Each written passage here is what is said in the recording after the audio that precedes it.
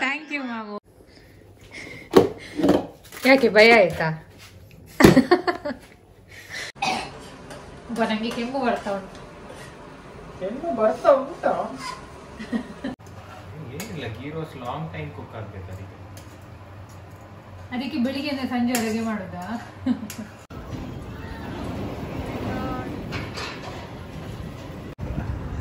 ಹೇಗಿತ್ತು ಅಪ್ಪ ಅಮ್ಮ? ಸ್ಟಾರ್ಟ್ ಮಾಡುವ.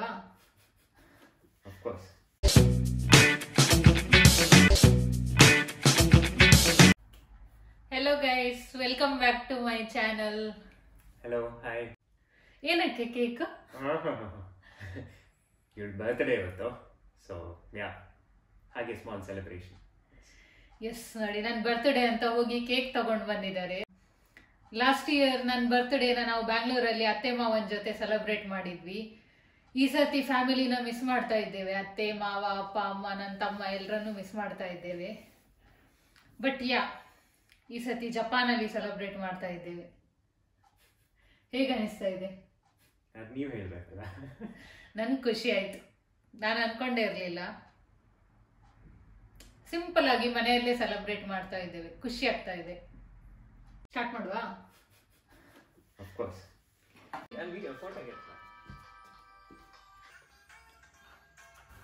ನನಗೆ ಅಂತೂ ಭಾರಿ ಇಷ್ಟ ಆಯಿತು. ನನಗೆ ಈ ಥರ ಚಿಕ್ಕ ಪುಟ್ಟ ವಿಷಯದಲ್ಲಿ ಸಿಗೋ ಖುಷಿ ಬೇರೆ ಯಾವುದ್ರಲ್ಲೂ ಸಿಗಲ್ಲ ಅನಿಸುತ್ತೆ. ನಮ್ಮದೇ ಆದ ಒಂದು ಚಿಕ್ಕ ಪ್ರಪಂಚದಲ್ಲಿ ಈ ಥರ ಪುಟ್ಟ ಸೆಲೆಬ್ರೇಷನ್ ಇಷ್ಟ ಆಯಿತು. ನಿಜವಾಗ್ಲೂ ಇಷ್ಟ ಆಯಿತು ನನಗೆ. ನನ್ನ ಅಪ್ಪ ಅಮ್ಮ, ಅತ್ತೆ ಮಾವ ಅವರು ಕೂಡ ನನಗೆ ವಿಶ್ ಮಾಡಲಿಕ್ಕೆ ಕಾಲ್ ಮಾಡಿದ್ರು. ಹಲೋ ಪವಿ. ಹಾಂ, ಹ್ಯಾಪಿ ಬರ್ತ್ಡೇ.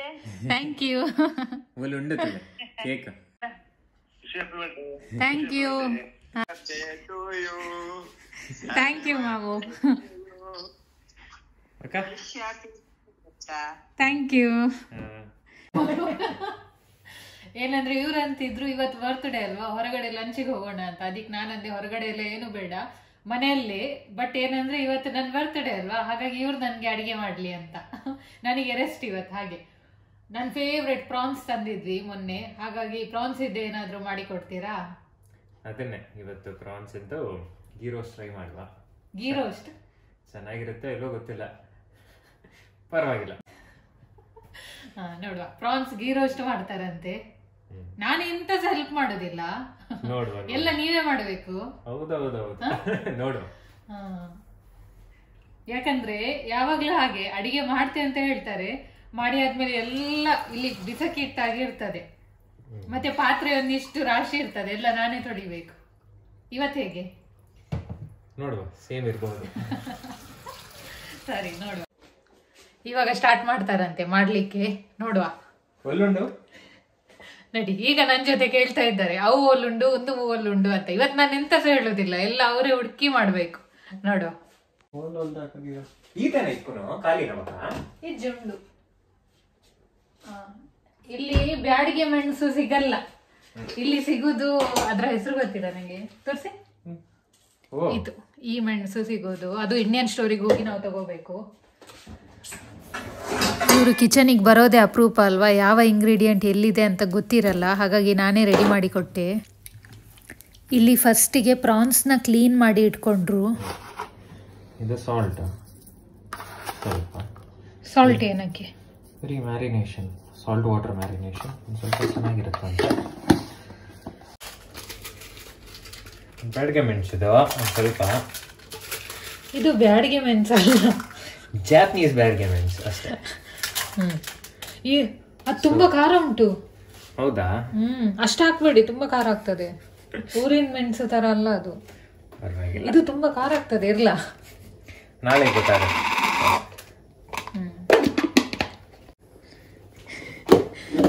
ಯಾಕೆ ಭಯ ಆಯ್ತಾ?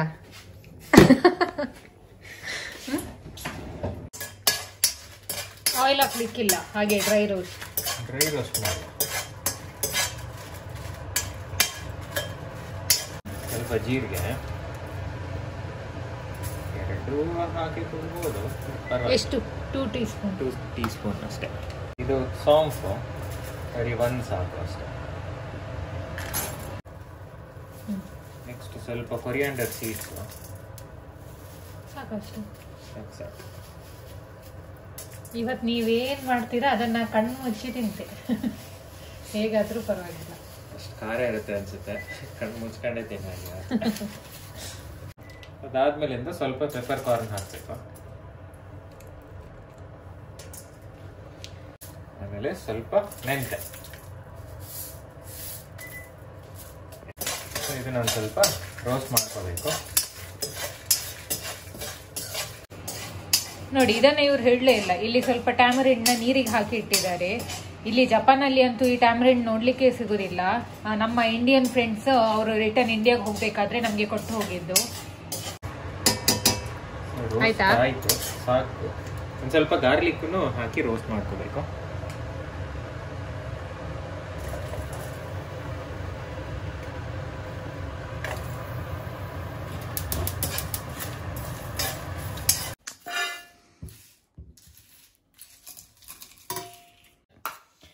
ಇವಾಗ ರೋಸ್ಟ್ ಮಾಡ್ಕೊಂಡಿರೋದನ್ನ ಸ್ವಲ್ಪ ಗ್ರೈಂಡ್ ಮಾಡಬೇಕು. ಆವಾಗಲೇ ತೊಗೊಂಡು ಇಟ್ಕೊಂಡಿರೋ ಟ್ಯಾಮರಿನ್ ಜ್ಯೂಸ್ನು ಅದಕ್ಕೆ ಹಾಕೊಳ್ಳುವ. ಸರಿ, ಗ್ರೈಂಡ್ ಮಾಡುವ. ಹಾಗೆ ಒಂದು ಸ್ವಲ್ಪ ನೀರು ಹಾಕೋಬೇಕು. ಆಮೇಲೆ ಫಸ್ಟ್ ಹಂಗೆ ಗ್ರೈಂಡ್ ಮಾಡುವ. ಸ್ವಲ್ಪ ನೀರು ಹಾಕೋಬೇಕು, ಇನ್ನೊಂದು ಸ್ವಲ್ಪ.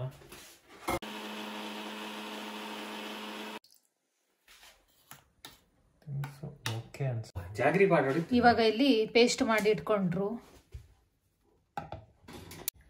ನೆಕ್ಸ್ಟ್ ತುಪ್ಪ ಹಾಕ್ಬೇಕು.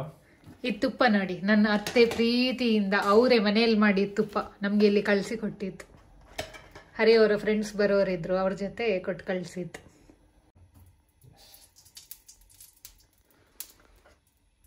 ತುಪ್ಪ ಉಂಟಂತ ಇಲ್ಲ, ಗೀ ರೋಸ್ಟ್ ಅಲ್ಲ, ಗೀ ರೋಸ್ಟ್ ತುಪ್ಪ ಹಾಕಿಲ್ಲ ಅಂದ್ರೆ ಹೆಂಗೆ? ಸೊ ಇದು ಲೋ ಫ್ಲೇಮಲ್ಲಿ ಹೀಟು ಆಗ್ತಿರ್ಬೇಕಾದ್ರೆ ನಾವು ಗ್ರೈಂಡ್ ಮಾಡಿರೋ ಪೇಸ್ಟನ್ನು ಇದಕ್ಕೆ ಹಾಕೋದು.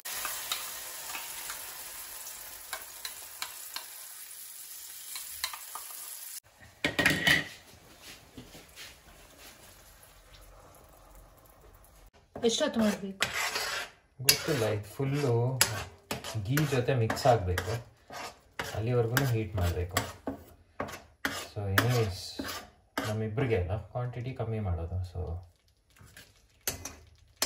ಇದು ಕರೆಕ್ಟಾಗಿ ಬ್ಲೆಂಡ್ ಆಗೋವರೆಗೂ ಹೀಟ್ ಮಾಡಬೇಕು. ನೆಕ್ಸ್ಟು ಸ್ವಲ್ಪ ಬೆಲ್ಲ ಹಾಕಿ. ನಮ್ಮ ಹತ್ರ ಒಂದು ಸ್ವಲ್ಪ ಪುಡಿ ಬೆಲ್ಲ ಇತ್ತು, ಇದನ್ನು ಹಾಕಿ. ಬೇಯೋದಕ್ಕೆ ಸುಮಾರು ಟೈಮ್ ಬೇಕು. ಎಷ್ಟು ಟೈಮ್ ಗೊತ್ತಿಲ್ಲ. ತುಪ್ಪ ಒಟ್ಟು ಫುಲ್ ಆಯಿಲ್ ಬಿಡೋದಕ್ಕೆ ಶುರು ಆಗಬೇಕು. ಗೀ ರೋಸ್ಟ್ ಮಾಡ್ಲಿಕ್ಕೆ ಸ್ಟಾರ್ಟ್ ಮಾಡಿ 1.5 ಗಂಟೆ ಆಯ್ತು. 20 ನಿಮಿಷ ಪ್ರಾನ್ಸ್ನ ತೊಳಿಲಿಕ್ಕೆ. ಕ್ಲೀನ್ ಮಾಡ್ಬೇಕಲ್ಲ, ಗಲೀಜಾಗ ಮಾಡೋದು.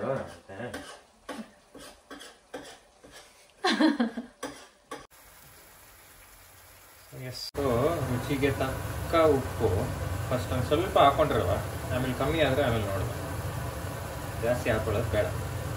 ಬಟ್ ಒಂದು ಮರ್ತಿದ್ದೀವಿ, ಕ್ಯಾಶ್ಯೂ ಒಂದು ಪೇಸ್ಟ್ ಮಾಡಿ ಸಪ್ರೇಟಾಗಿ ಹಾಕೊಳ್ಳುವ.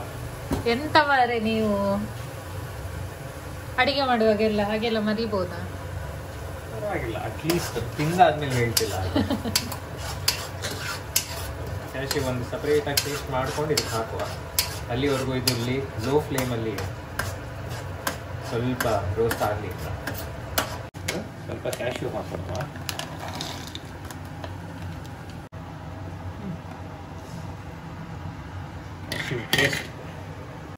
ಕ್ಯಾಶ್ಯೂ ಪೇಸ್ಟ್ನ ಈಗ ಹಾಕ್ತಾ ಇದ್ದಾರೆ. ಸ್ವಲ್ಪ ಲೇಟ್ ಆಯ್ತಾ ಅಂತ? ಪರವಾಗಿಲ್ಲ,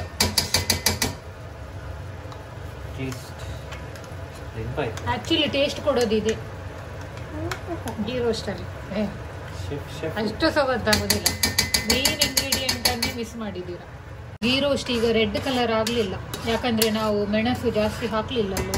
ಜೊತೆಗೆ ಬ್ಯಾಡ್ಗೆ ಮೆಣಸು ಅಲ್ಲ ಅಲ್ವಾ, ಅದನ್ನು ಹಾಕಬೇಕಿತ್ತು. ಬಟ್ ಪರವಾಗಿಲ್ಲ, ಬ್ಯಾಡ್ಗೆ ಮೆಣಸು ಹಾಕಿದ್ರೆ ಡಾರ್ಕ್ ರೆಡ್ ಬರುತ್ತೆ. ಬಟ್ ಒಂದು ಸ್ವಲ್ಪ ಹೊತ್ತು ಹೋದ್ಮೇಲಿಂದ ನೋಡುವ, ಇನ್ನೊಂದು ಸ್ವಲ್ಪ ಬೇಯಬೇಕು, ಆಮೇಲೆ ನೋಡುವ. ಹೀಗೆ ಡೈಲಿ ರಜೆ ಇರುವಾಗೆಲ್ಲ ನನಗೆ ಅಡುಗೆ ಮಾಡಿ ಕೊಟ್ಟರೆ ಎಷ್ಟು ಚೆನ್ನಾಗಿರುತ್ತೆ. ಅಟ್ಲೀಸ್ಟ್ ನೀವು ಮಾಡಿರೋದು ಕೂಡ ನನಗೆ ತಿನ್ಲಿಕ್ಕೆ ಸಿಗ್ತದೆ. ಡೈಲಿ ನಾನು ಮಾಡಿದ್ದೆ ಅದು ತಿನ್ನೋದು. ಇದನ್ನ ನಾಳೆ ಹೇಳಿ, ಹೊಟ್ಟೆ ಸರಿ ಇದ್ರೆ ನೋಡುವ. ಇಲ್ಲಪ್ಪ, ಅಷ್ಟು ನನಗೆ ಧೈರ್ಯ ಇದೆ ನಿಮಗೆ. ಬಟ್ ನನಗೆ ಹಾಕಿರೋದು ಮೆಣಸಿನಕಾಯಿ ಖಾರದ್ದು ಅಂತ ಡೌಟ್ ಇದೆ. ಒಂದು ಸ್ವಲ್ಪ ನೋಡಿ. ನನಗೆ ಕೆಮ್ಮು ಬರ್ತಾ ಉಂಟು.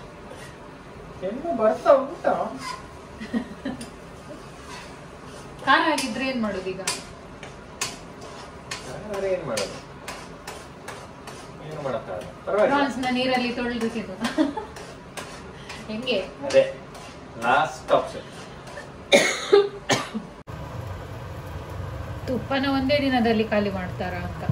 ಇಲ್ಲ, ಇಷ್ಟೇ. ಇದಾದ್ಮೇಲಿಂದ ಲಾಸ್ಟ್ ಒಂದು ಸ್ಪೂನ್ ಹಾಕಿ ಕ್ಲೋಸ್. ಪ್ರಾನ್ಸ್ ನೋಡಿ ರೆಡಿ ಉಂಟು.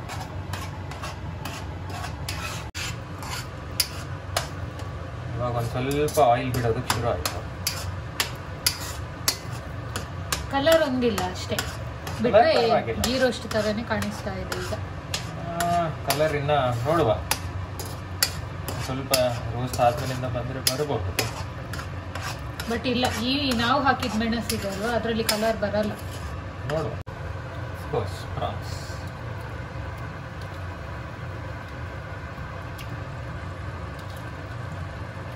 ಪ್ರಾನ್ಸ್ ಅನ್ನ ಆಗ ಸ್ವಲ್ಪ ಸಾಲ್ಟ್ ವಾಟರ್ ಅಲ್ಲಿ ಹಾಕಿಟ್ಟಿದ್ರು.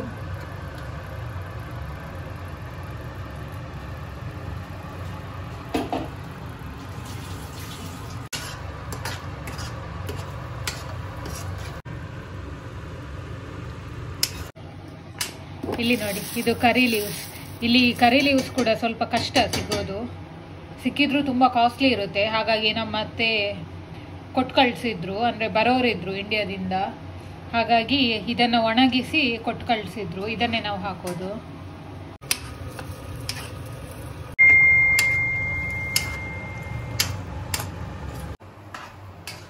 ಇವಾಗ ನಾನಿಲ್ಲಿ ದೋಸೆ ಮಾಡ್ತಿದ್ದೇನೆ, ಗೀ ರೋಸ್ಟ್ ಜೊತೆ ಚೆನ್ನಾಗಿರುತ್ತೆ.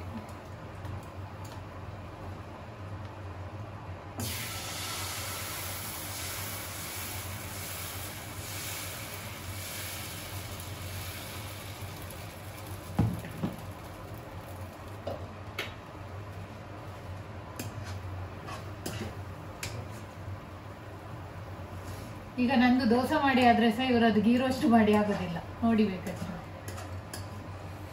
ಎಷ್ಟು 2.5 ಗಂಟೆ ಆಯ್ತಾ ಅಂತ ಗೀ ರೋಸ್ಟ್ ಮಾಡ್ಲಿಕ್ಕೆ ಸ್ಟಾರ್ಟ್ ಮಾಡಿ. ಬಟ್ ಚೆನ್ನಾಗಾಗಿದೆ ನೋಡು.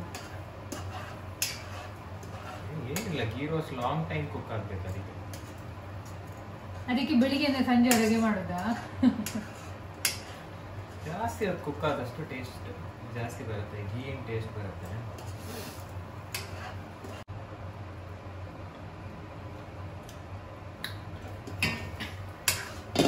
ಖಾರ ಅಷ್ಟೊಂದು ಆಗಿಲ್ಲ ಆಕ್ಚುಲಿ. ಸುಮ್ಮನೆ ನೀವು ಹೆದರಿತ್ತು ಖಾರ ಆಗ್ತದೆ ಅಂತ. ಗೊತ್ತಿಲ್ಲ, ನೋಡುವ. ಸೊ ಡನ್, ಗೀ ರೋಸ್ಟ್ ಮುಗೀತು. ಹೇಗೆ ಆಗಿದ್ರು ಇನ್ನು ತಿನ್ನೋದಷ್ಟೇ. 2.5 ಗಂಟೆಗಳ ನಂತರ ಗೀ ರೋಸ್ಟ್ ಹಾಗೋ ಹೇಗೋ ಫೈನಲಿ ಗೀ ರೋಸ್ಟ್ ಆಯ್ತು.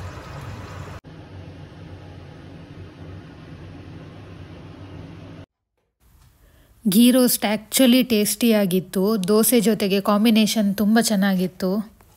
ನನ್ನ ಬರ್ತ್ಡೇ ಅಂತ ಪಾಪ ಅವ್ರಿಗೆ ಏನಾಗುತ್ತೋ ಅದನ್ನು ಮಾಡಿ ಇಡೀ ದಿನ ನನ್ನ ಜೊತೆ ಟೈಮ್ ಸ್ಪೆಂಡ್ ಮಾಡಿದ್ರಲ್ವ, ನನಗೆ ತುಂಬ ಖುಷಿಯಾಯಿತು.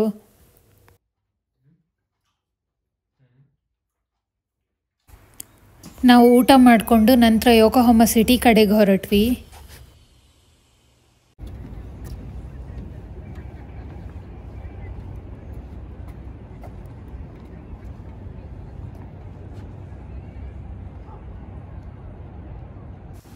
ನಾವಿವಾಗ ಯೋಕೋಹಾಮಾದಲ್ಲಿ ಕಾಸ್ಮೋ ವರ್ಲ್ಡ್ ಅಂತ ಒಂದು ಅಮ್ಯೂಸ್ಮೆಂಟ್ ಪಾರ್ಕ್ ಇದೆ. ಸೊ ಹಾಗಾಗಿ ಇಲ್ಲಿಗೆ ಬಂದ್ವಿ. ಇಲ್ಲಿ ಎಂಟ್ರಿ ಫೀ ಏನೂ ಇಲ್ಲ, ಹಾಗೆ ನಾವು ಒಳಗಡೆ ಹೋಗ್ಬೋದು. ಇಲ್ಲಿ ಆ್ಯಕ್ಚುಲಿ ವೀಕೆಂಡಲ್ಲಿ ಎಲ್ಲ ಬಂದರೆ ಒಂದು ರೈಡಿಗೆ ನಾವು 1 or 2 hours ಎಲ್ಲ ವೆಯ್ಟ್ ಮಾಡಬೇಕಂತೆ. ಇವತ್ತು ಮಿಡ್ ವೀಕ್ ಆಗಿದ್ದರಿಂದ ನೋಡ್ಕೊಂಡು ಬರೋಣ ಅಂತ ನಾವಿಲ್ಲಿಗೆ ಬಂದದ್ದು.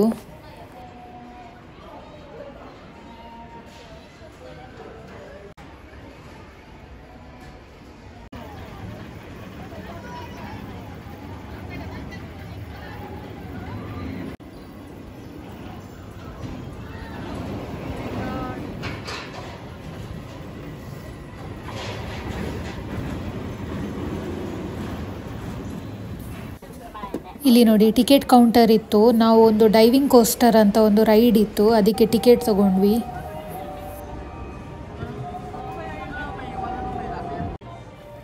ಇಲ್ಲಿ ನೋಡ್ಬೋದು ಇದೇ ಡೈವಿಂಗ್ ಕೋಸ್ಟರ್ ರೈಡ್.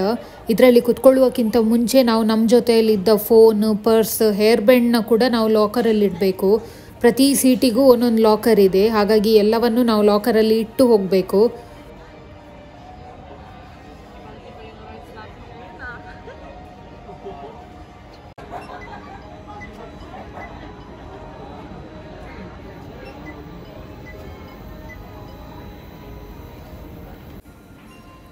ಇಲ್ಲಿ ನೋಡ್ಬೋದು ಆ ಕಡೆಯಿಂದ ರೌಂಡ್ ಆಗಿ ಮೆಲ್ಲನೆ ಮೇಲೆ ಹೋಗುತ್ತೆ.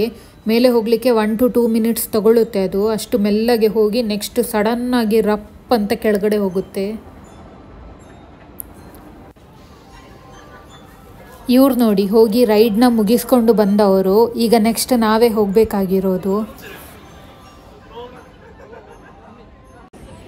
ನಮ್ಮ ರೈಡ್ ಮುಗಿದ ತಕ್ಷಣ ಲಾಕರಲ್ಲಿ ಇಟ್ಟಿರೋದನ್ನೆಲ್ಲ ತಗೊಂಡು ಆ ಕಡೆಯಿಂದ ಎಕ್ಸಿಟ್ ಆಗಿ ಹೋಗೋದು, ಆ ಥರ.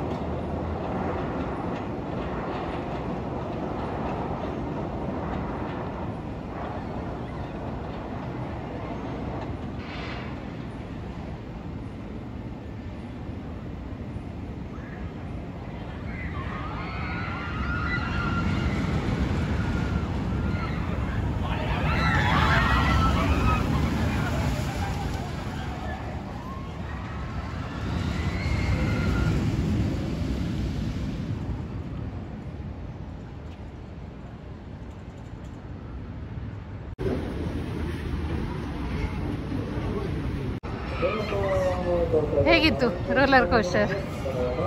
ಅದನ್ನ ನಾನು ನಿಮಗೆ ಕೇಳಬೇಕು. ಹೇಗಿತ್ತು? ಅಪ್ಪ, ಅಮ್ಮ, ತಾಯಿ ಎಲ್ಲ ಬಂತು ಬಾಯಲ್ಲಿ. ಚೆನ್ನಾಗಿತ್ತು.